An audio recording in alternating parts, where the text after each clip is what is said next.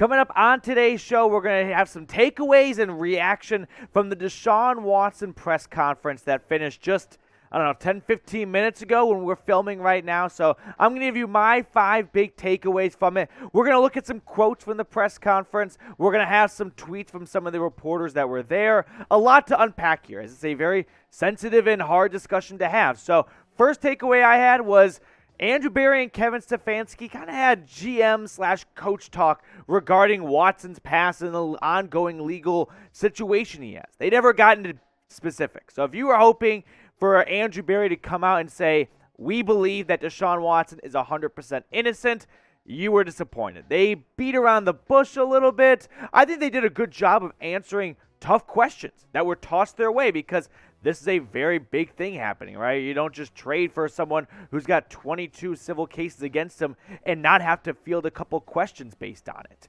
And the media like Mary Kay, Jake Trotter, Nate, they did a great job of doing their job, which was asking the hard-hitting questions. Nate Ulrich at the Akron Beacon Journal saying, GM Andrew Berry said we felt good about Deshaun Watson as a person. We feel good about what we learned about the cases to the point where we felt comfortable pursuing the trade and bringing him into the building. He kind of repeated that a handful of times. He also started things off in his opening statement with this quote, "We as an organization know his transaction has been difficult. We know this transaction has been difficult for many people, particularly women in our community."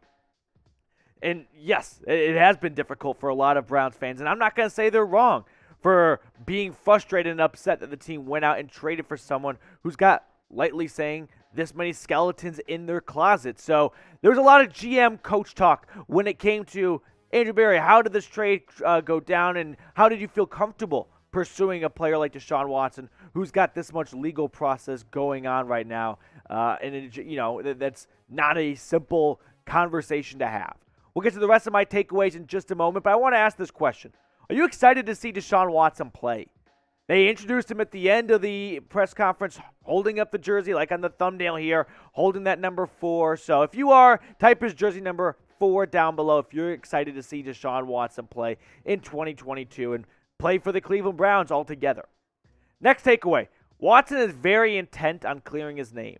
He could have maybe taken a little more of a aloof approach, we'll call it, when he was asked about the allegations and whether or not they were true. And Jake Trotter really, I don't want to say came for his throat, but kind of came for his throat. It was like, how do 22 women get together and, cook this up? How are they all lying about this? And Watson was very intent on saying that, one, he isn't going to settle, right? He is going to be out there to try and clear his name and prove his innocence.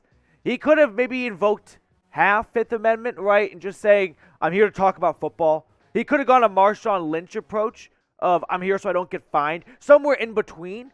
But he was direct and honest, at least I thought he was, of where he stood on this. He repeated multiple times, I never assaulted any woman. I never disrespected any woman.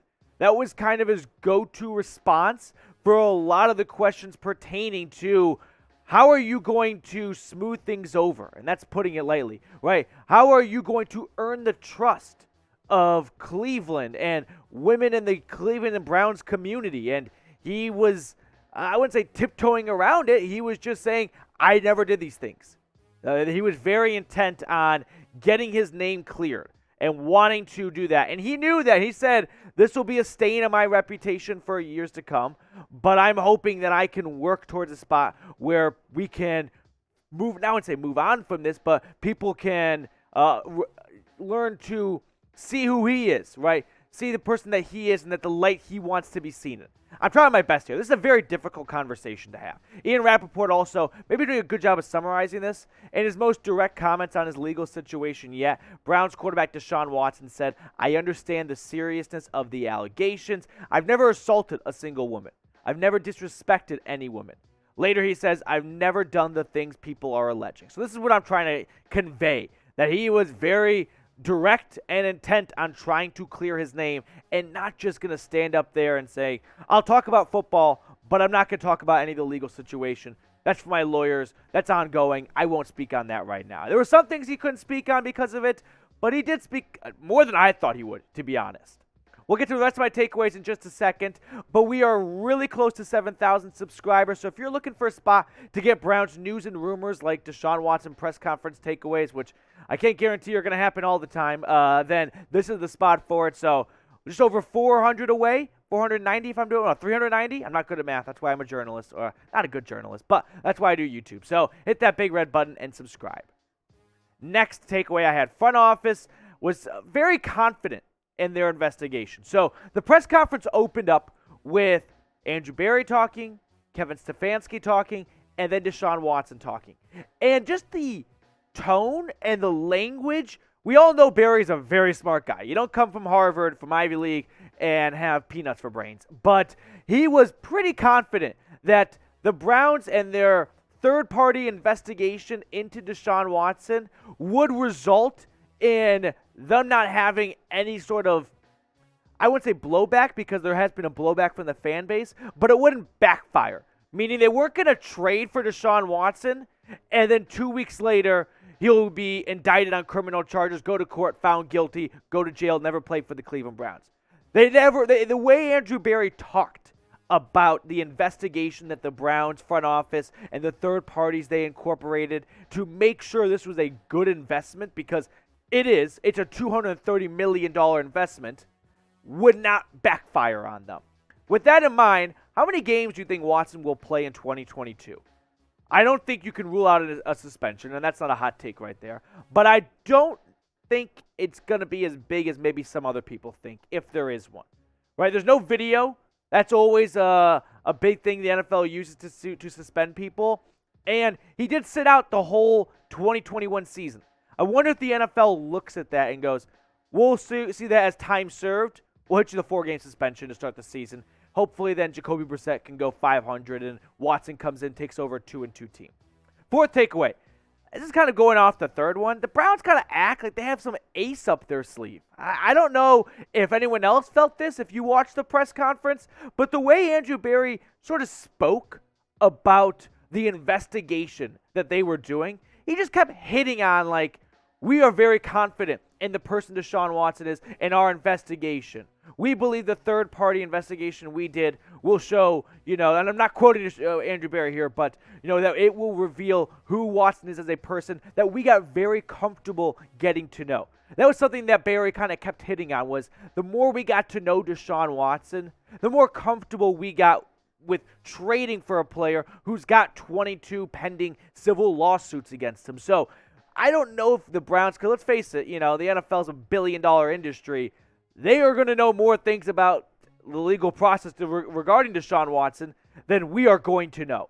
That was one thing that maybe I'm reaching for the stars here, or maybe I'm making a conspiracy theory. But do the Browns have like an inside track on, hey, Watson's not going to be found guilty. These civil cases are going to go away. And the NFL's told us already, we're not going to hit him hard with a big punishment. That was maybe a sense I got. I don't know. Maybe not. We'll get to the fifth takeaway in just a second, but today's video is sponsored by a great up-and-coming video platform service called Rumble. And here at the Browns Report, we're third at Chat Sports with the most subscribers at 787, ahead of the Giants. Producer Marsh right now, he does our Giants show, shaking his head off camera, and behind the Chiefs. So if you're still grumpy about losing week 1 against the Chiefs, or for whatever reason, I don't know, you had a Giants friend who grew up and he talks about Daniel Jones as the second coming of Jesus Christ, then make sure you subscribe. That way we can get the Giants off our tail and we can catch up to the Chiefs. Fifth one, the media did their job. There was a lot of questions tossed Deshaun Watson, mostly Andrew Berry's way too. Stefanski, I don't think kind of forgot about him, but what was he really going to contribute? No one was going to ask too much X's and O's questions. Jake Trotter, he came in blazing. If you watched it, you probably felt the same way too. I know Trotter covers the Browns for ESPN in Cleveland, covered the Oklahoma Sooners when Baker Mayfield was there for ESPN, kind of the Big 12. So there's always been some behind the scenes, Trotter's a big Baker Mayfield fan, so he didn't like the move, and then he just doesn't like trading for a quarterback, I guess, who's got 22 civil lawsuits pending against him. And I'm not going to hold that against anyone because that's not a bad take to have. Right here in sports, we love our takes. But Mary Kay, I thought, had a great we'll call it a game, right? This is a good game for the Cleveland media. This was their kind of Super Bowl. This is the first time Deshaun Watson has gotten to speak to the media and really open up more than I thought he would. I really thought he would just sort of shut down questions and say, I'm here to talk about football. I'm here to talk about what the Cleveland Browns can do to help, how I can help the Cleveland Browns win a Super Bowl. There was a couple interesting questions, we'll say. I can't remember who asked it, but someone asked, why'd you keep going back to massage parlors? And why'd you use over 40 masseuses? Right? Why not just use one you like?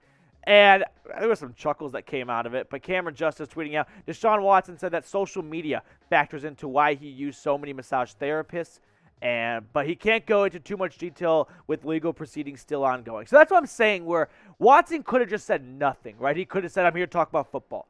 But he answered maybe half the question and then would end it with, but I can't go into too much detail. This is still an ongoing legal process, so I can't divulge that kind of information. So I thought that was one of the more funny questions, to be honest with you, of why'd you keep going back to massage therapists and why'd you go 22 different ones? Why didn't you just use the same one over and over again? I don't know. Another interesting tweet that came out of it, Cameron Justice doing a good job of covering the Browns. Andrew Berry said that they felt very good about Deshaun Watson as a person and what they learned through the investigation. And if they didn't, they wouldn't have made that trade. This kind of goes back to the first and second takeaway I had, where the Browns and Andrew Berry just came out, with a strong front force of, we are very confident in Deshaun Watson. That was one of the big things they harped on early in this press conference takeaway. So that's going to do it for us here on the Cleveland Browns Report. Make sure you subscribe. Let me know if you watched the Deshaun Watson press conference, what your takeaways were. Maybe we align, maybe we disagree somewhere else. Let me know what it is down below. And we're going to catch up with you guys later here on the Cleveland Browns Report.